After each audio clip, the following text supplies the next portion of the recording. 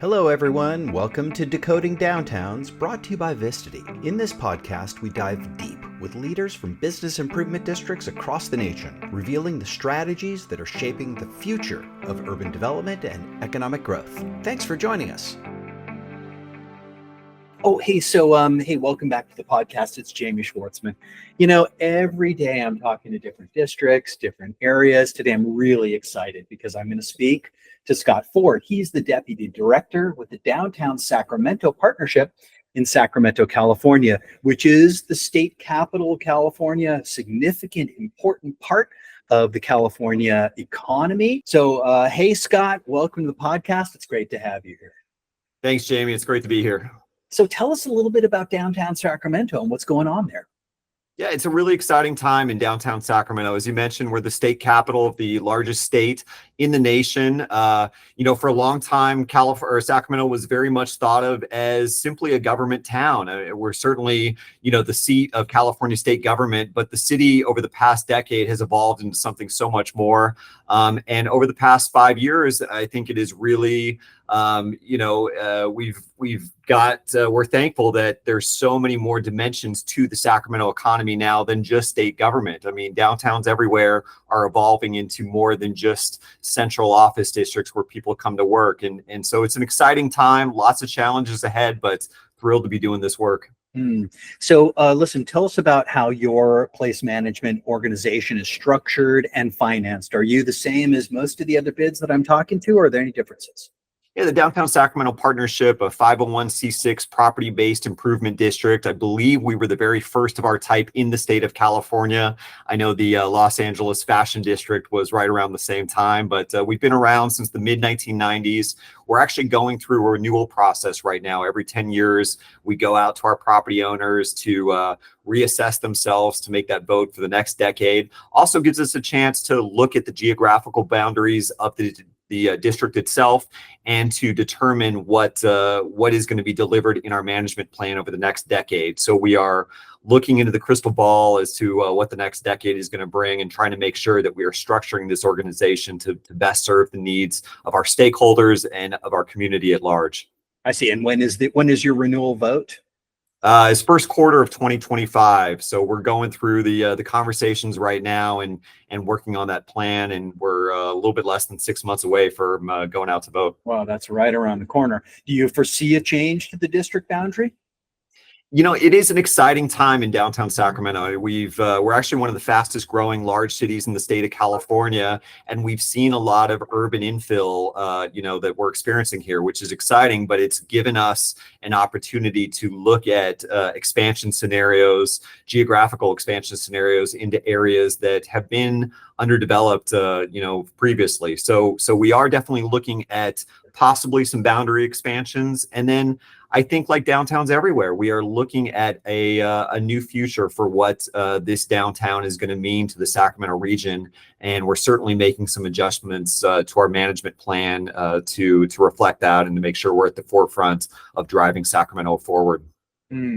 Well, Deputy Director, what does that mean? What does that job entail?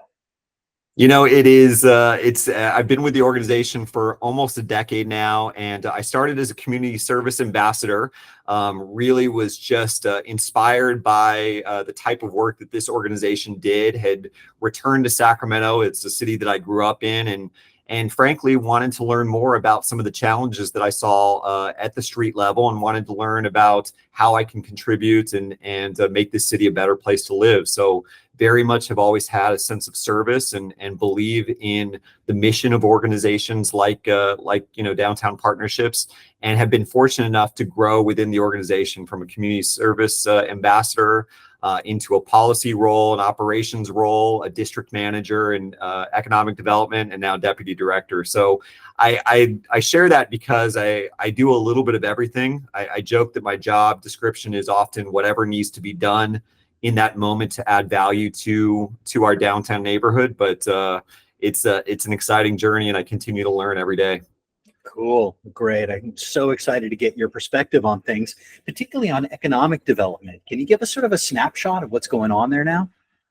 Yeah, I think that downtown Sacramento, as I mentioned previously, was for a long time thought of as solely the office center for the Sacramento region, which is about 2.4 million people now, and government workforce, specifically the state of California, was the backbone of that office economy. Obviously, everything has changed over the past 5 years. So what we are really focused on is being at the forefront of pushing conversations about how do we add additional dimensionality to the downtown Sacramento economy. Yes, office is a great backbone, and we are still going to be the largest employment center for the Sacramento region. That's foundational.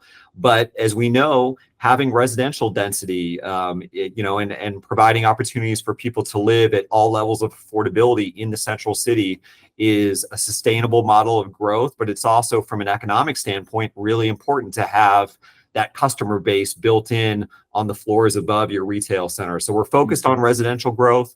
We've also seen the impacts of catalytic investments like the Golden One Center, which is our NBA arena right in the heart of our district. We're very fortunate that our partners with the city and the Sacramento Kings had the foresight to help bring this project to fruition pre-2020. That has been a key driver for bringing outside dollars and employment opportunities into the downtown economy. Candidly, I'm often really worried about what downtown Sacramento would look like had the arena investment not been made. So we're very much pushing the conversations about those types of catalytic projects. How can you add these projects that have great gravity to them into downtown to create that critical mass of civic amenities that continue to complement and make that downtown experience something different than you can have anywhere else in the region. Are there other projects that are on the horizon? Yeah, we completed actually during the period of the pandemic. We went through the expansion of our convention center and our theater complex, which is on the east end of our downtown. Again, in retrospect, that was great timing because it was a time where you couldn't have conventions anyway, and we nearly doubled the size of our convention center. So that's been a great driver. And now that we're starting to see conventions and large-scale gatherings pick up, that's been a really healthy driver. We're also working on some exciting projects like decking over a portion of Interstate 5 that has physically and psychologically cut downtown Sacramento off from our waterfronts since the 1960s when it was built. So we're looking at federal infrastructure dollars to help support that. We've got a great champion in Congress member Doris Matsui, who's our local representative here, who has put in an appropriations ask at the federal level to begin the work on that project. But we are really trying to think holistically about how do we build a neighborhood of choice for the future, an urban neighborhood, and having green spaces, building upon the natural assets that we have, like our great riverfront here, is going to be a big part of it. Also looking at just continued diversification of the economy as a whole. Healthcare plays a big role here. We've got great regional university presence with UC Davis, Sacramento State. We'd like to be very intentional about making sure that presence has a strong footprint here in the urban center. So working on a number of projects. We've also got an area, the rail yards just to the north of downtown, one of the largest urban infill projects anywhere in the Western United States, 240 acres that is now going vertical. We've got a Kaiser Permanente hospital project that's going to be breaking ground soon, and working on a number of other projects to be key destination drivers that are going to complement the activity that we have in the core of downtown currently. Hey, it gets me thinking, you're in a unique situation being the district, which is where the state capital is and where state government is housed. How do you think that's different for you guys than other business improvement districts?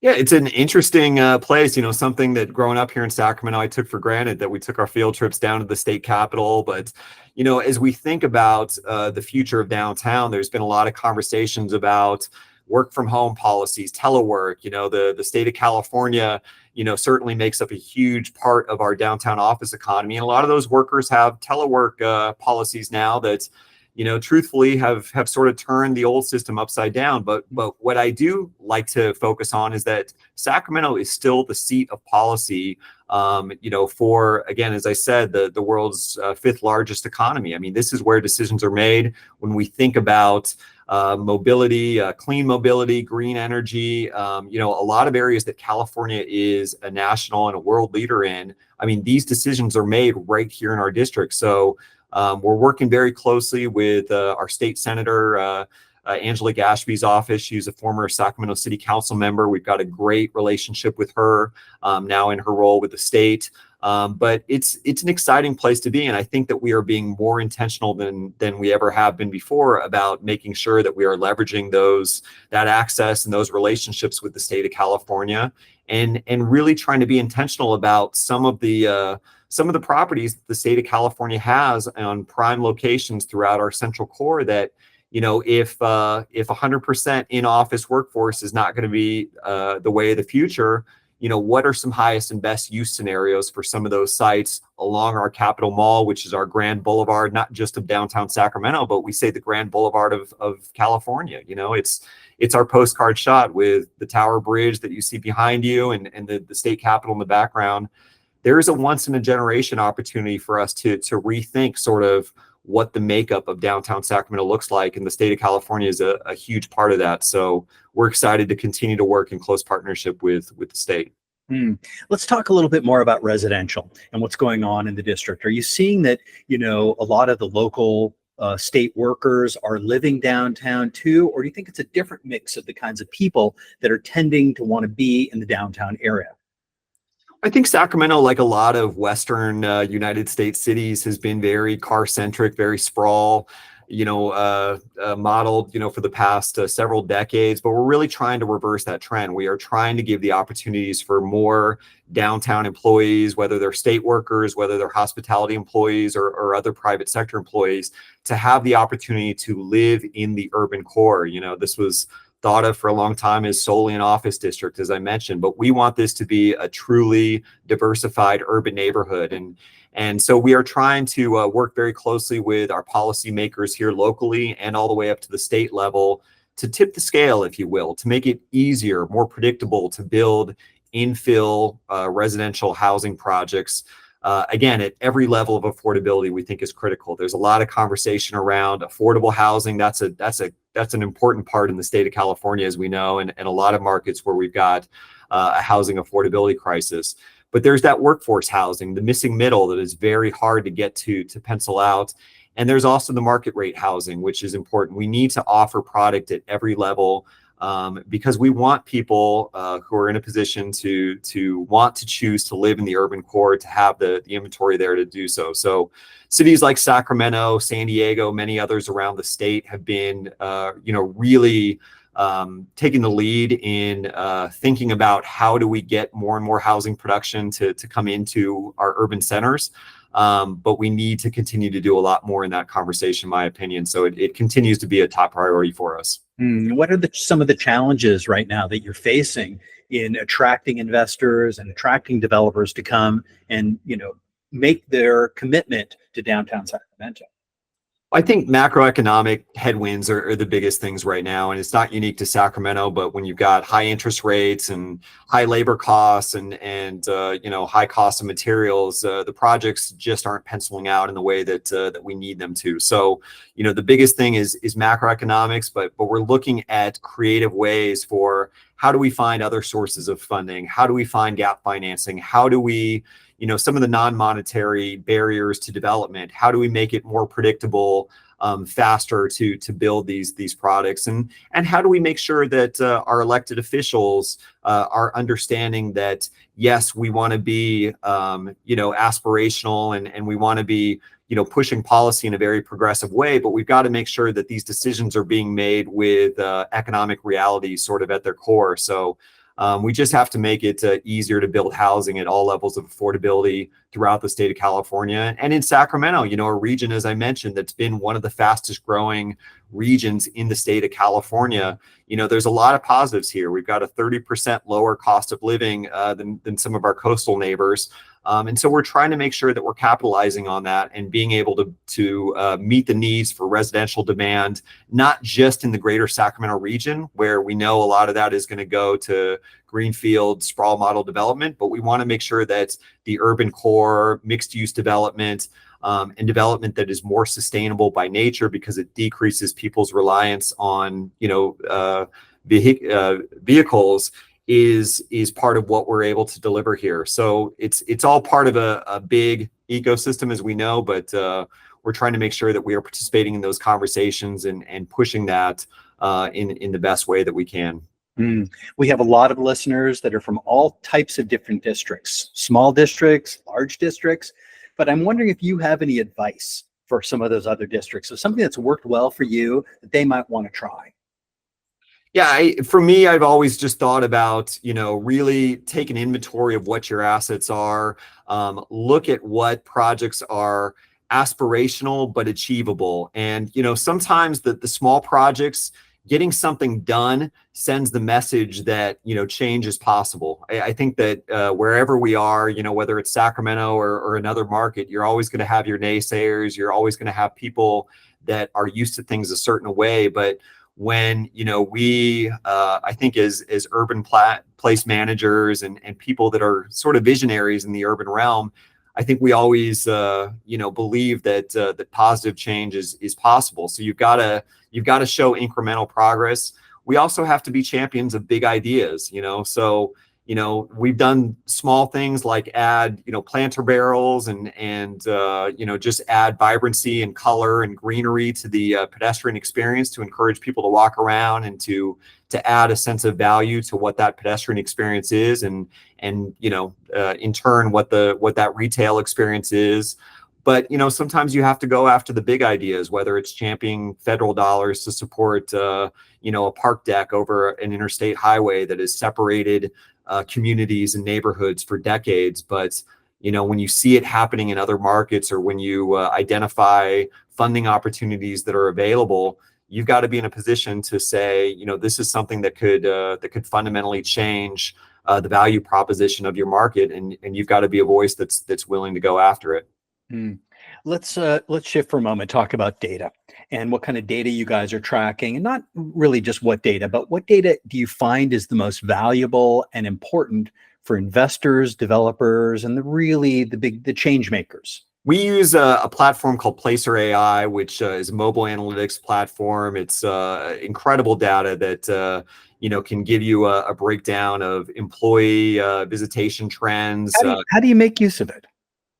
We use it. We publish quarterly reports publicly. So we break down our full 66 block geography into 6 sub-districts. We look at the trends in each one of those microclimates, because what's happening in Old Sacramento, our historic district on the waterfront, is different than what's happening around the convention center and the theater district. So we make sure that we are dialing in the data to reflect trends at the micro level. And we make sure that we are sharing those trends, broadly with the community. We're certainly a resource when it comes to the media when they're looking for trends and data. Our organization is often one of the first calls that they're making here locally, so that we can help interpret what the trends that people are seeing, and put some real data behind it. We also work closely with, obviously, our property owners, our commercial brokerage firms, and then all of our partners at the city, the county, on up to the state. And we try to share this data, the trends. Obviously, we use resources like CoStar and a lot of the other standard data points to kind of break all that together and to paint a more cohesive picture, if you will. But data is foundational. I mean, we use it in every presentation that we give, every talk that we're giving, to the public or to our elected officials. We are integrating key data points into it, and it's changing, as we know, moment by moment, day by day. So it's something that we review on a regular basis. We're looking at what the return to office trends look like. We're looking at what net migration looks like. We're looking at what our tourism numbers look like, where people are coming from. how much they're spending, how different events and programming may impact, that overall ecosystem. So it's a fascinating amount of data that's available to us now. And so we're always trying to harness that data, integrate it into the narratives that we're telling, and using it very much to, whether it's go after federal grants or other funding resources, making sure that we are putting data behind the initiatives that we're championing, and being able to track that ROI on the back end as well. How about just telling the story of economic development? How do you do that? Yeah, I think that obviously you can get real technical with all the data I just went through, but I think of it a lot as, sort of urban chemistry. We're trying to create conditions where positive reactions are most likely to happen, and a thriving urban environment. I've always been fascinated from a very young age by places that have that unique sense of place and that really showcase the culture, the uniqueness of their area to the world in a way that almost becomes tangible. You can feel the energy of a city, or somewhere that just has a real strong sense of place and has a thriving sense of community. And so if you can foster that and create conditions where that is likely to happen, and that's all about, in my opinion, inviting the community to participate in telling this narrative. And and that's what we really want to do. I mean, a huge part of downtown Sacramento moving forward, and I would say Sacramento, or downtowns everywhere, are going to be about being very intentional about community participation. I mean, these, as I've mentioned, they're not going to be just office districts. They are going to be integrated mixed use neighborhoods. There's a lot of opportunity in that. There is a lot that these neighborhoods can become, and in Sacramento, we are right now, we're going from, we used to have a stakeholder facing brand and a consumer facing brand. We are now merging that into just one cohesive brand to make sure we are telling a unified narrative of Sacramento, and we are inviting everybody who wants to be a part of it to participate in writing this next chapter. Cool. So let's look ahead this year. What can we expect to see in downtown Sacramento? Well, I think we're really excited. Projects that I've mentioned, like the capping of I-5, a park that would connect downtown to the waterfront, we're very excited about. We've got new entertainment. Is that in the groundbreaking phase, or is that still in the planning? It's still in the funding, the planning phases. So it's going to be a multi-year effort, but it's something that it's just a tremendous opportunity, and we're excited that it's gaining some momentum. We do have we're getting a bit more predictability downtown as it relates to more and more frequency of special events, more residential population moving in. We've got Major League Baseball that's going to be relocating to West Sacramento, just across the river from our district, starting in 2025 for the next 3 seasons. We think that that's going to add a lot more vitality and visitation to the area, and it also complements the NBA season, which currently the Kings are big drivers for downtown Sacramento during the winter and spring months. Major League Baseball is obviously going to be a big spring, summertime driver for downtown. So we're trying to leverage all of these opportunities that are coming up. There's also big projects like the Kaiser Permanente Hospital that's set to break ground later this year in the rail yards just to our north. We've got big investments going in and around our multimodal train station that we have just on the north side of our downtown district. So lots of really exciting projects in the works, and it's fun to be a part of this right now. Great. And your district, does it neighbor directly to the River District? It's actually the rail yards that I mentioned sits between downtown Sacramento and the River District, which is on our northern end. But we've got a great coalition of Central City PBIDs, the River District to the north, the Midtown Association to our east, the R Street Partnership, and the Tower District to our south. And we collaborate with all of our Central City PBIDs on whether it's policy considerations, whether it is large scale projects, and just messaging that we want the Central City of Sacramento to be a destination of choice for residents, for private sector employees, because it truly is a unique experience that you can have here in the Central City. But the rail yards, that key urban infill, is going to sort of be the fabric between all of the other existing Central PBIDs that we have. So it's an exciting time to see projects finally going vertical in an area that has been going through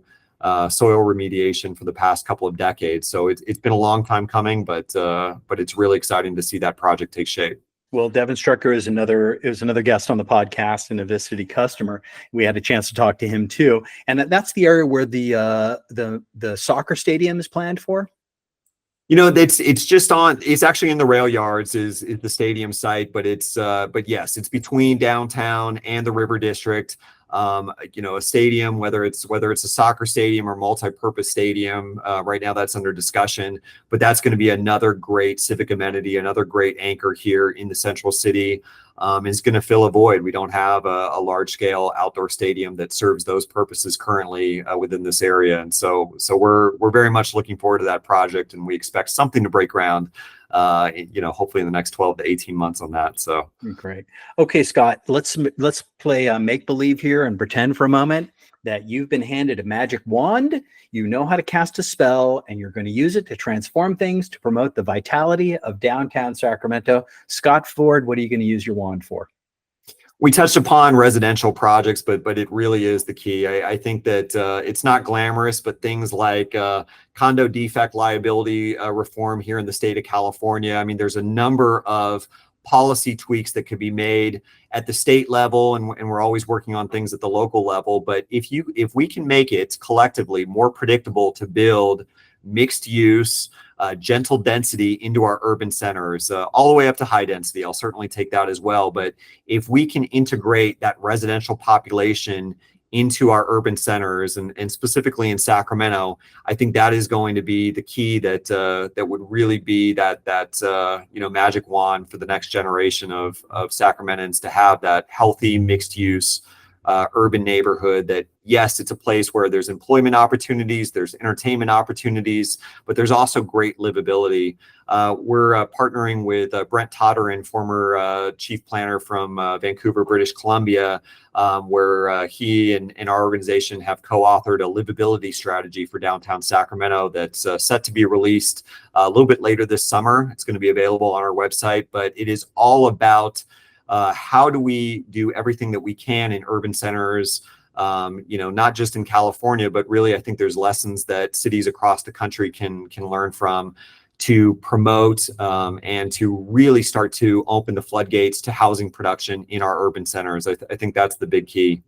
One other piece is we teamed up with the Urban Land Institute earlier this year on some key recommendations for helping downtown Sacramento transition from solely an office district into something much greater moving forward, and promoting the livability of downtown, promoting civic amenities, and leaning into other types of uses like a larger higher education presence. Those were all mentioned in this report. So I guess my magic wand would encompass a little bit of all of the above. Hey, before we wrap up, Scott, tell us a little bit about how we can keep our eyes on downtown Sacramento and how we can find you. Yeah, we always love people to join the conversation. Our website is godowntownsac.com. You can follow us on all major social media channels and LinkedIn. But again, we are. It's a really exciting time in California's capital city. Fast-growing markets, great quality of life, and really just that nice medium to large size urban center that I think a lot of people are looking for. And as people are less tethered to some of the superstar markets than they were, pre-2020, I think that what you can find in a market like Sacramento, the great affordability, the great quality of life, and still that unique urban experience is something that we're excited to capitalize on. And we invite everyone to be a part of writing this next chapter of downtown Sacramento. Well, thank you for giving us a peek into what's going on in downtown Sacramento. We really appreciate you spending some time with us today. Thanks so much, Jamie. It was great to be here. Great. And to our listeners, thanks again for tuning in to Decoding Downtowns. We'd also like to shout out a thank you to Visity for sponsoring the podcast. You can learn more about Visity at visity.com, of course. And until next time, keep exploring and innovating in your districts. Thank you for joining us today for Decoding Downtowns. If you've enjoyed our podcast, don't forget to subscribe to our YouTube channel.